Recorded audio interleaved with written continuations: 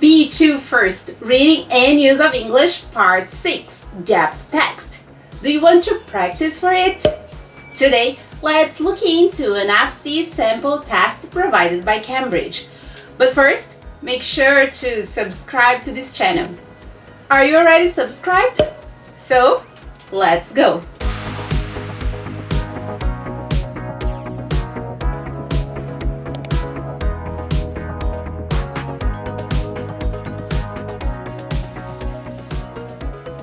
Hello exam seekers, I'm Patty and today I'm guiding you through the B2 First Reading and Use of English Part 6. If you have watched my previous video about the B2 First, you know that the Reading and Use of English exam is divided into 7 parts. Part 1, Multiple Choice Cloze. Part 2, Open Close. Part 3, Word Formation. Part 4, Keywords Transformations. Part 5, Multiple Choice, Part 6, Gapped Text, and Part 7, Multiple Matching.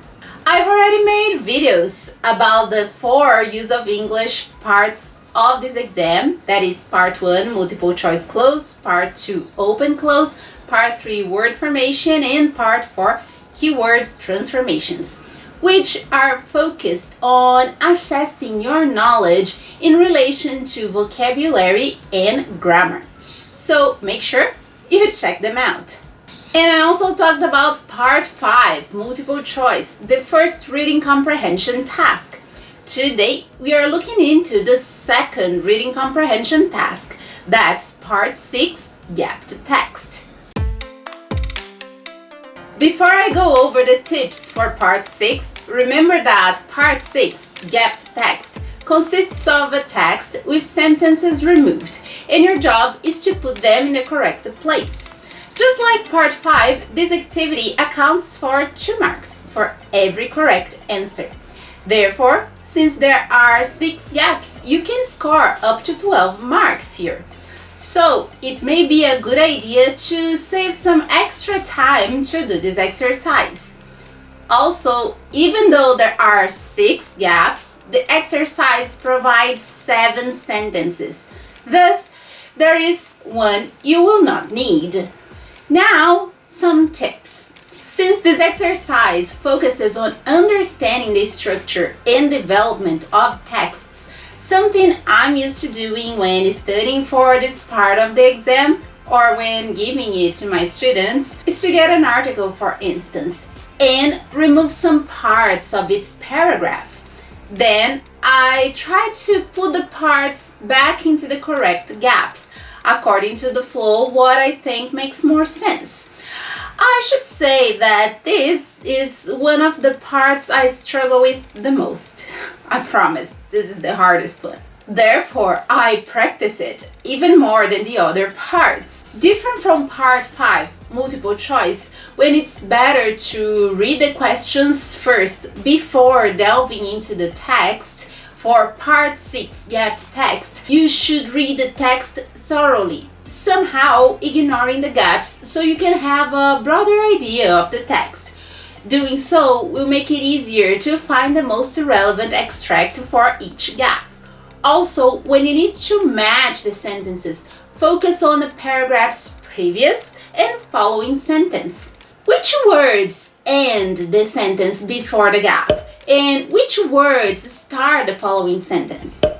Additionally, if the gap is at the beginning of the paragraph, it is also a good idea to check out the previous paragraph to grasp the idea they will develop in the following paragraph, as well as what comes next. The reason for that is that you will need to find an extract that connects both ideas. Thus, it will begin with a connection to the previous sentence, and it will end with the idea that will be continued in the following one. So, let's work with a sample for the B2 First Reading and Use of English Part 6 Gapped Text. Check out the sentences around the first gap. If you try and read the previous and the following sentences solely, chances are that the choices of the right fragment will still be dubious. However, once you read the previous paragraph and mainly the last sentence, you will have a clearer idea of the most appropriate answer. What we ballet dancers do is instinctive, but instinct learned through a decade of training. A dancer's life is hard to understand and easy to misinterpret. Many a poet and novelist has tried to do so, but even they have chosen to interpret all the hard work and physical discipline as obsessive. And so the idea persists that dancers spend every waking hour in pain, bodies at breaking points, their smiles a pretense. As a former dancer in the Royal Ballet Company here in Britain, I would beg to question this. With expert teaching and daily practice, its various demands are easily within the capacity of the healthy human body. Since it talks about pain and bodies at breaking points, and the sentence after the gap mentions something about human capacity, you look for an alternative that involves these issues. Therefore, the correct fragment is the letter D. Ballet techniques is certainly extreme, but it's not in itself dangerous. It connects the idea of being extreme, pain and bodies at breaking point, to the idea of not being dangerous, within the capacity of the healthy human body. Moving on to the second gap, the main idea is the ritual of a ballet dancer. Let's see. Over the course of my dancing life, I worked my way through at least 10,000 ballet classes. I took my first at a school of dance at the age of 7 and my last 36 years later at the Royal Opera House in London. In the years between ballet classes was the first thing I did every day. It starts at an early age, the daily ritual, because it has to.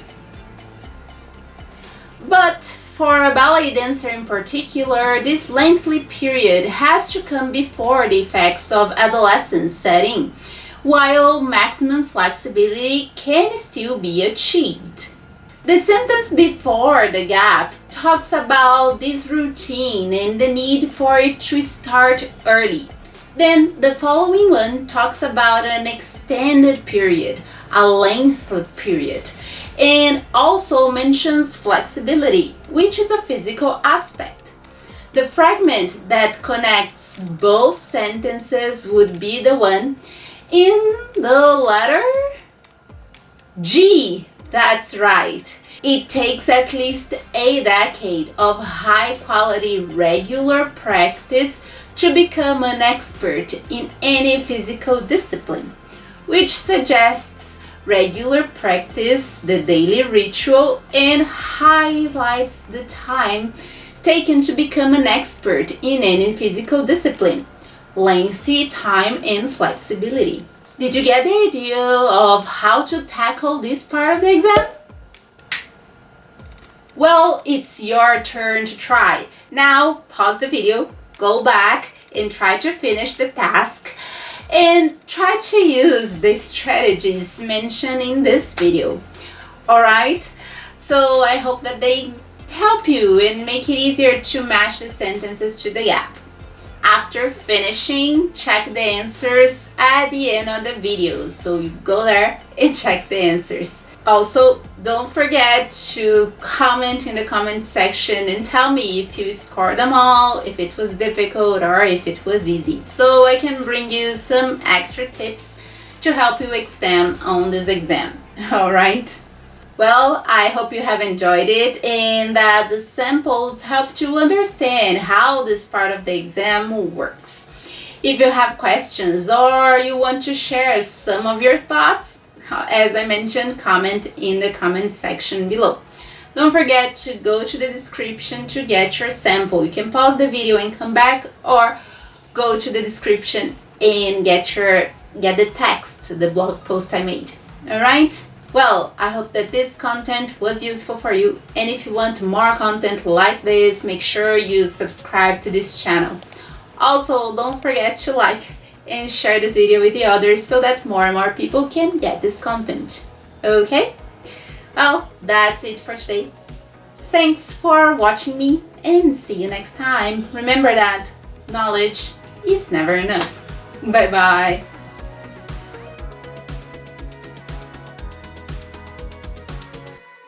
Part 6 gapped text consists.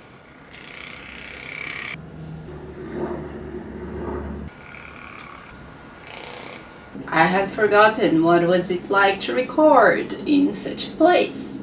Well, now let's go for the answers. 37 D, 38 G, 39 F, 40 A, 41 E, and 42 C. Again, I hope that this has helped you, and if you want more videos like this one from any other exam, make sure you comment, alright? Bye bye!